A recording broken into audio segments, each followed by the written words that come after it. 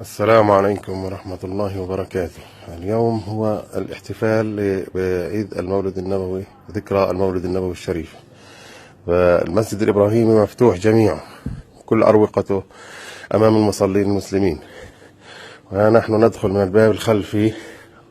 في الأيام العادية ممنوع للمسلمين أن يدخلوا هذا الباب.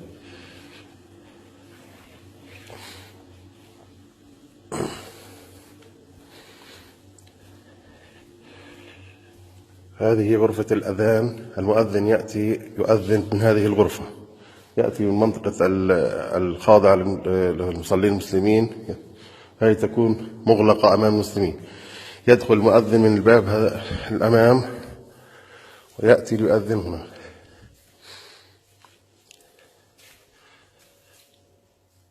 هذا مقام سيدنا يعقوب عليه السلام.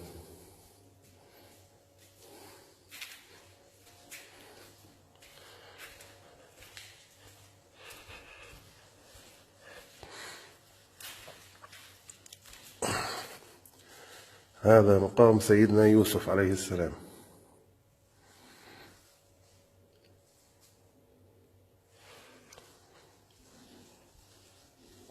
هذه المنطقة تسمى اليوسفية.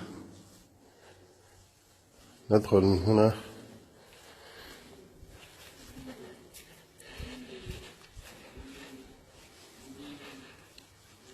هذا المكان أيضا يكون مع الإسرائيليين في الأيام العادية. اليوم مفتوح جميعا أمام المسلمين.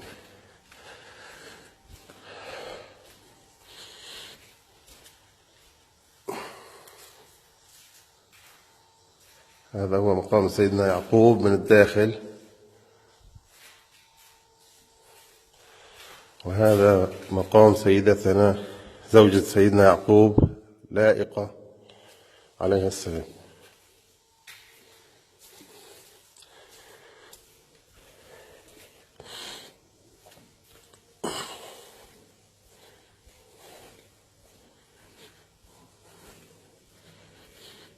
ندخل من هنا. هذا مقام سيدنا إبراهيم الخليل له. هذا هو مقام سيدنا إبراهيم من 3 جهات مكشوفة، من هنا ومن هنا.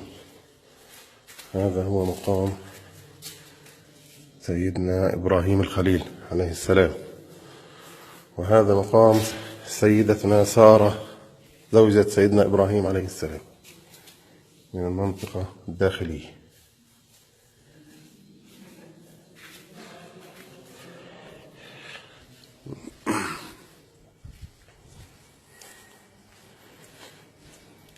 نحن الآن نتوجه إلى الساحة الإسحاقية التي يوجد فيها مقام سيدنا إسحاق وزوجته سيدتنا رفقة. هذا هو مقام سيدتنا سارة.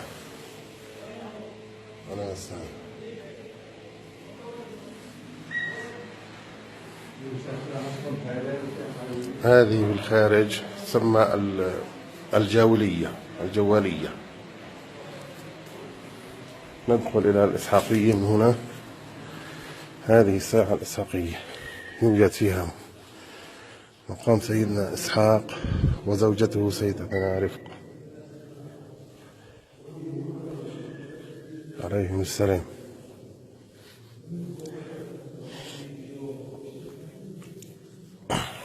كل المسجد الإبراهيمي مفتوح أمام المصلين المسلمين.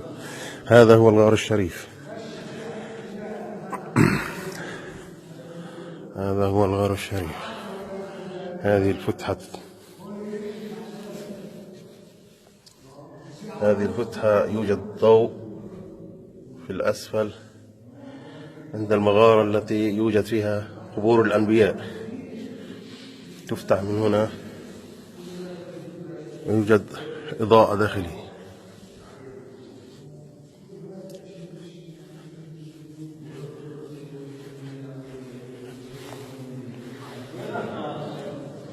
هذه مقام سيدنا إسحاق عليه السلام.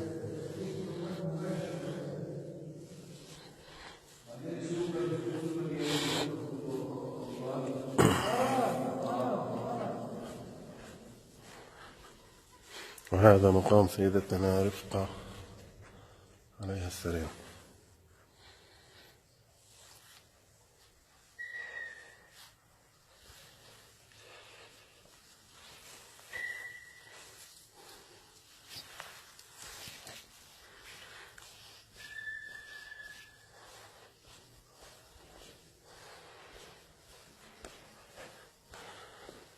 نرجع من المدخل الخلفي إلى مقام سيدنا إبراهيم الخليل.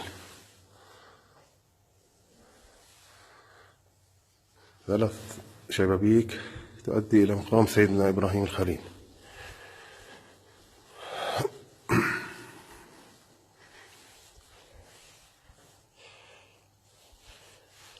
هذه التي دخلنا منها في الأول هي اليوسفية.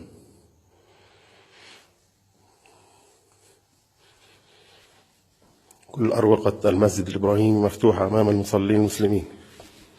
اليوم الاحتفال بعيد ذكرى المولد النبوي الشريف.